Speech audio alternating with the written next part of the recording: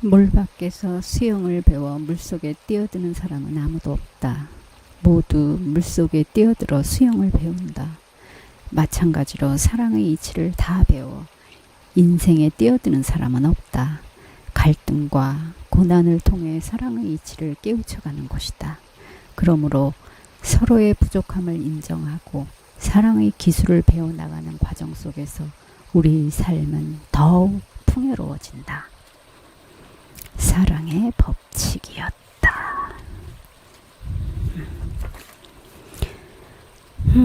더 좋은 지도세 법칙.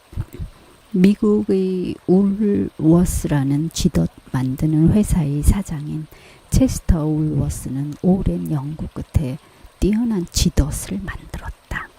그가 만든 나무 지도는 한 번 걸려든지는 절대 놓치지 않았다.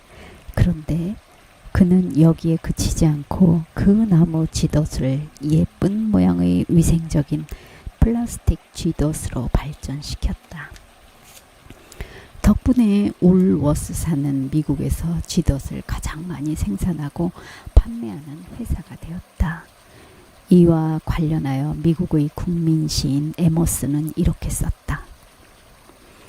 만약 당신이 더 좋은 책을 쓰고 더 좋은 설교를 하고 더 좋은 지도를 만든다면 당신이 외딴 숲속 한가운데 집을 짓고 산다 하더라도 세상 사람들은 당신의 집 문 앞까지 반들반들하게 길을 다져 놓을 것이다.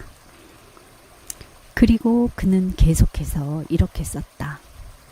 법을 잘 아는 사람이 있으면 그가 판잣집에 살더라도 사람들은 그를 찾아내어 도움을 청할 것이요 유폐된 영혼에 천상의 행복을 불어넣어 줄 수 있을 정도로 펜플룻을 잘 불거나 노래를 잘 부른다면 혹은 봄이나 가을 풍경의 황홀함에 실제처럼 화폭에 잘 옮기는 능력이 있다면 그들의 이름을 숨기는 비밀은 결코 오래가지 못할 것이다. 첫 번째 사람이 두 번째 사람에게 말을 전하고 두 번째 사람이 세 번째 사람에게 말을 전하고 이런 식으로 소문이 퍼질 결국 사람들은 5, 10, 20명씩 떼를 지어 그의 집을 찾아갈 것이다. 에머슨의 이 유명한 글로 인해 더 좋은 지도는 좋은 제품을 나타내는 관용어가 되어 오늘날 비즈니스 용어로 널리 사용되고 있다. 중국 고사에도 낭중지추란 말이 있다. 뛰어난 실력과 재주는 주머니 속의 송곳과 같아 세상에 드러나기 마련이다. 선택의 법칙. 모든 면에서 똑같은 능력을 갖춘 두 사람이 어느 정도 권위가 따르는 자리에 지원했다고 치자. 그때 선택되는 사람은 두 사람 중 키가 큰 사람이다. 만약 키가 같지 않다면 체중이 좀 더 나가는 사람이 그 자리를 차지한다. 반면 비서나 사무원, 운전수, 복사 담당 직원같이 지원 업무 자리일 경우 키가 작거나 마른 사람이 선택된다. 이 법칙에 불만이 있는가? 그렇다면 선택되어지는 삶을 사지 말고 선택하는 삶을 살라. 지금의 내 모습은 과거에 내가 행한 무수한 선택의 결과이며 미래의 내 모습 또한 현재의 내가 어떤 선택을 하느냐에 따라 결정된다. 좋은 선택을 하려거든 먼저 목표를 명확히 설정하라. 그리고 매번의 선택 때마다 그 목표와 얼마나 부합하는지를 생각하라. 그것이 최선의 선택의 방법이다. 치마 길이의 법칙. 증권업계에는 치마 길이가 짧아지면 곧 주가가 오른다는 이른바 치마 길이 법칙이라는 게 있다. 이 법칙은 패션업계에 종사하는 사람들 사이에서도 공공연한 속설로 통한다. 패션은 사회적 분위기와 끊으려야 끊을 수 없는 관계를 맺고 있다. 경기가 나빠지면 사회적 분위기는 우울해지고 움츠려드는 심리로 인해 치마 길이가 길어진다. 반대로 경기가 좋아지면 사회적 분위기는 밝아지고 자유로워져 드러내려는 심리로 인해 치마 길이가 올라간다. 실제로 미국의 경제학자 마브리는 조사를 통해 경기가 호황이었던 1960년대에는 여성들이 짧은 치마를 입어 자신들이 섹시한 다리를 드러냈고 오일 쇼크 등으로 불황의 그늘이 짙던 1970년대에는 긴 치마를 입어 자신들이 다리를 가렸던 사실을 확인했다. 반면 사람들이 절약 심리에 기초하여 짧은 치마의 유행을 경계의 바닥으로 보는 학자들도 있는데 나는 절약 심리보다는 사회적 분위기가 더 설득력 있다고 보기 때문에 불경기에는 치마 길이가 길어진다는 이론에 51% 이상의 지지율을 보낸다. 보험의 법칙.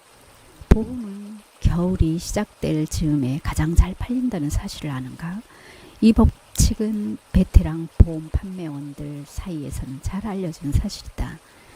아주 오랜 옛날 사람들은 낮의 길이가 짧아지고 밤이 추워지기 시작하면 자신의 안정을 위해 본능적으로 음식과 땔감 등을 모아 동굴에 저장해 둠으로써 춥고 어두운 날을 대비했다. 오늘날에는 비록 음식과 연료를 동굴에 저장해둘 필요가 없어졌지만 현대인들도 식료품 가게가 밤늦게까지 문을 열고 집에 전기가 끊기지 않기를 바란다. 그러나 그것만으로는 미래의 안전을 보장받으려는 인간의 본능에 충족되지 않기 때문에 사람들은 보험을 든다. 그렇다면 보험을 들 능력이 없는 사람들은 어떻게 하는가? 그들은 예배당이나 사찰을 찾아 신께 기도를 드린다.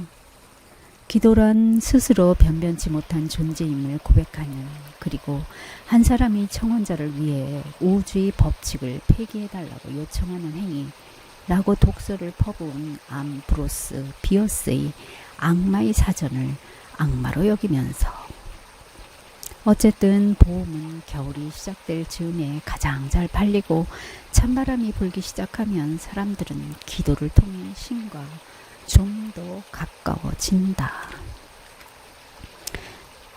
관심의 법칙. 타인의 기대나 관심으로 인하여 성취도가 높아지거나 결과가 좋아지는 현상을 피그말리온 효과 또는 로젠탈 효과라고 한다. 이는 그리스 신화에서 유래한 말로 그리스 신화에 나오는 조각가 피그말리온은 아름다운 여인상을 조각한 뒤 그 여인상의 아름다움에 반하여 그녀를 진심으로 사랑하게 된다. 사랑의 여신인 아프로디테는 그의 지극한 사랑에 감동하여 여인상에게 생명을 주기로 해서 그렇게 된다. 심리학에서는 타인이 나를 존중하고 나에게 기대하는 것이 있으면 자성적 예언에 따라 그 기대에 부응하려고 노력하여 그렇게 된다는 것이 정설이다. 1968년 하버드 대학교 심리학과 교수인 로버트 로젠탈과 오랜 교육자 생활을 한 레노 제이슨 콥스는 샌프란시스코의 한 초등학교에서 전교생을 대상으로 지능 검사를 실시했다. 그런 다음 검사 결과와 상관없이 무작위로 한 반에서 20% 정도의 학생들을 뽑아 그 학생들이 명단을 교사에게 주면서 지적 능력이나 학업 성취 가능성이 매우 높은 학생들이라고 믿게 하였다. 8개월 후 이전과 똑같은 지능 검사를 다시 실시했는데 그 결과 명단에 속한 학생들은 다른 학생들보다 평균 지능이 훨씬 높게 나왔다. 그리고 뿐만 아니라 학교 성적도 크게 향상되었다. 명단에 오른 학생들에 대한 교사의 관심과 기대가 크게 작용한 것이다. 주로 교육 분야에 적용되어 온 이 법칙은 오늘날 경제 분야에도 확대 적용되고 있다. 회사 조직에서 더 높은 사람의 관심에 노출될수록 그 사원의 능률은 오르고 애사심은 커진다. 많은 사원들이 존경과 관심에 노출된 CEO도 마찬가지다. 애정의 법칙. 관심의 법칙과 비슷한 법칙이 하나 더 있다. 그것은 애정의 법칙이다. 주인의 따뜻한 눈길은 가축도 살찌게 한다. 이 멋진 금언을 들은 것은 어느 날 밤 아르헨티나의 산꼭대기에서 수염을 덥수룩하게 기른 대머리 노인에게 여서였다고 말할 수 있으면 좋겠지만 사실은 내가 시드니에서 친구와 함께 점심을 먹다가 들은 말이다. 이 법칙의 기본 논리는 주인이 따뜻한 애정을 쏟으면 가축도 살이 찌는데 하물며 기업이나 사업은 어떻겠는가? 모든 사업이나 기업은 주인의 애정어린 관심이 미쳐야 더욱 발전하고 윤택해진다는 것이다. 발달 심리학에 애착 이론이라는 것이 있다. 유년기 어머니의 애착 정도가 그 사람의 인생 전체를 지배한다는 이론이다. 이건 역시 애정의 법칙에 속한다. 요즘은 과학적인 방법이라면서 시스템만 갖춰놓고 사람도 그 틀 안에 집어넣으려 한다. 그러나 사랑 없는 관계는 사업이든 가축이든 성공하기 어렵다. 애정은 모든 분야에 적용되는 기본 법칙이다.